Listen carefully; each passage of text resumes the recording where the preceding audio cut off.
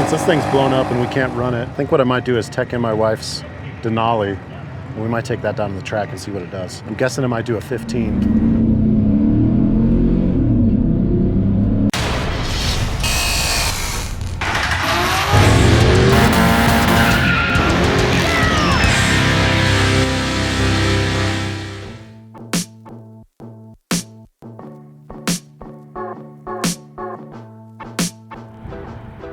All right, there it is.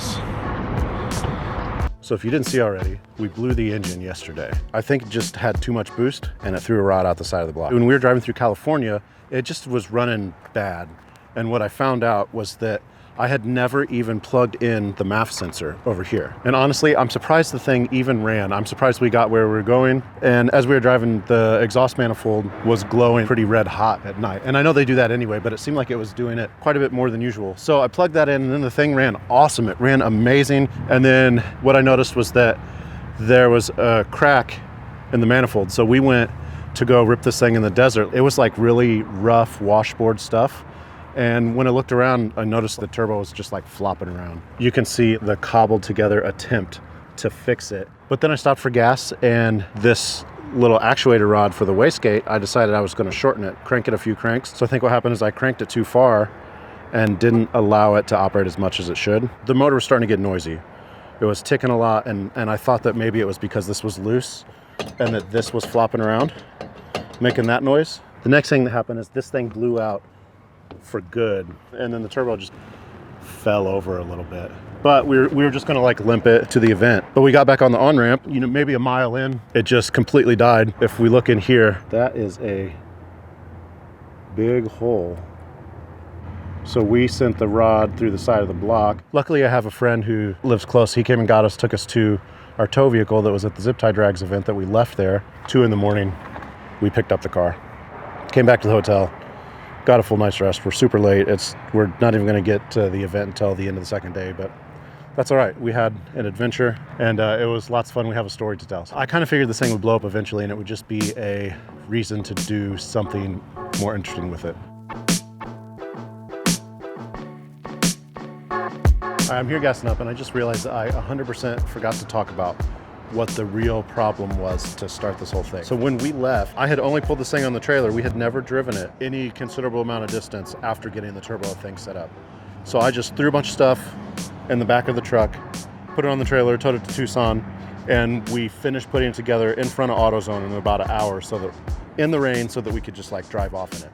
And so here's where all of the problems started. So you see right here, there's 2 O2 sensor bungs. This is the one for the Miata computer. This is the one for my wideband O2 sensor, which is a day's drive away back in St. Louis. I forgot to put it in a box.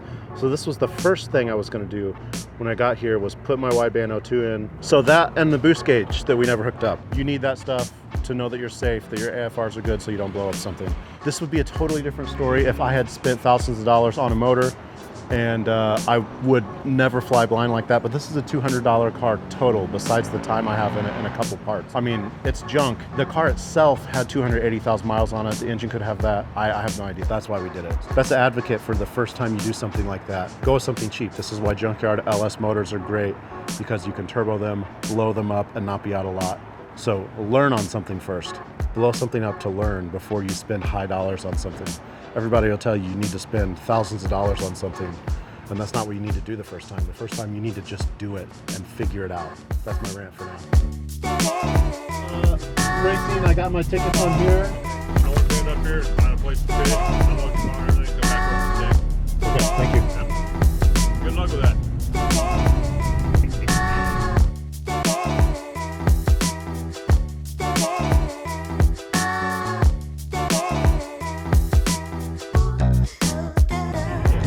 Finally made it here.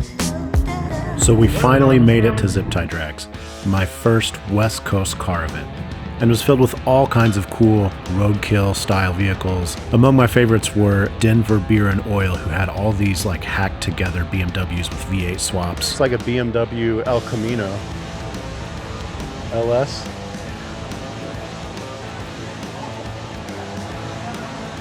Six-speed. They've been burning some tires. And my other favorite was the F-Bum Camaro. Of course, most of the Roadkill cars were there. All right, MR2 guy, burn him out past the tree. It's a very pro move right there. I'm Mr. 2. Steve Dulcich in the Challenger once again. Best ET out of this car ever, 13.00. Best ET today, 13.19. Can he outrun the Mr. 2?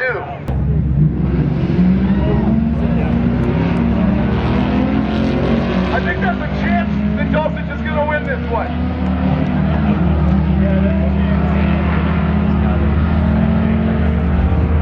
The Challenger gets the... And who could forget about the Burnout Pit?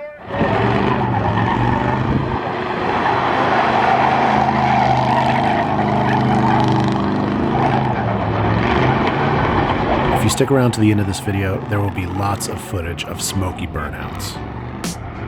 All right, since this thing's blown up and we can't run it, I think what I might do is tech in my wife's Denali. And we might take that down to the track and see what it does. I'm guessing it might do a 15. And because this was a roadkill event, cars kept braking, which meant the staging lane lines were long and seemed like they barely moved, which is fine because sometimes the best conversations happen in the staging lanes. You meet lots of cool people and you learn some new things.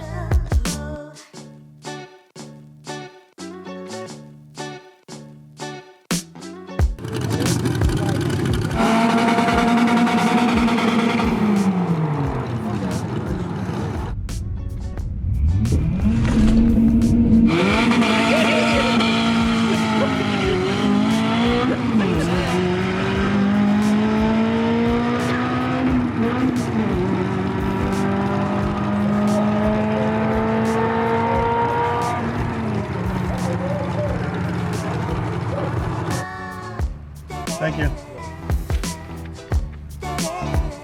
15.7. Then it was time for what I consider the main event, and that's the $3,000 Hoopty Challenge. Yeah, remember folks, this is about what's the car worth, not necessarily what you bought it for. So, just because you pay 20 bucks for a Ferrari doesn't mean you're in. Which makes for an incredibly entertaining night, with this being one of my favorite races. Active supercharger on it, and a 4-speed. He's gonna bang gears in this car. Versus the zooming headers on this wonderful section.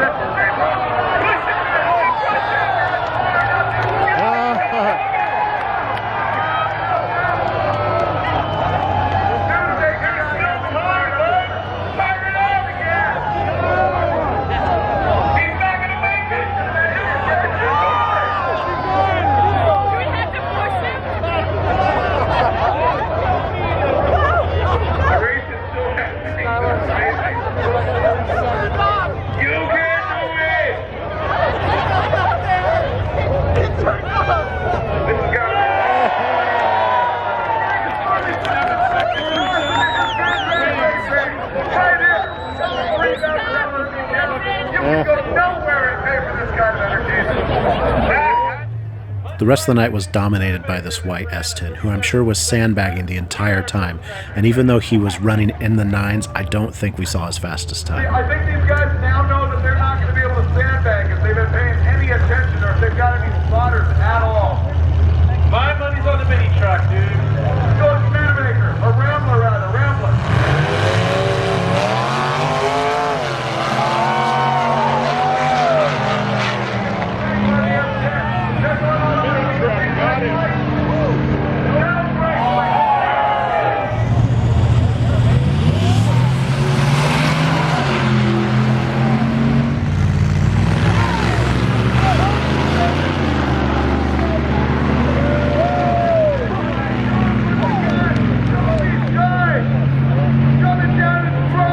Now for those burnouts that I promised you. This guy's getting ready to burn it with his stock 1.6 Miata.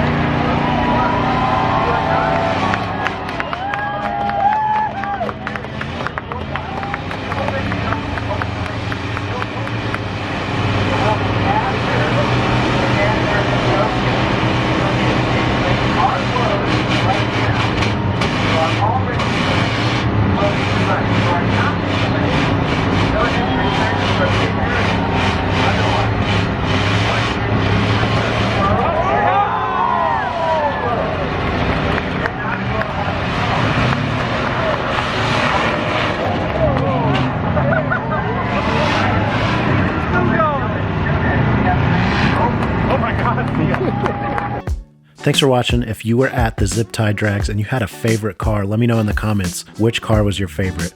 Also, if you subscribe to this channel, there is a link down below where you can get a free Ratty Chevelle sticker. Also, if you click to the right, there is a much more extended version of all those burnouts you just saw.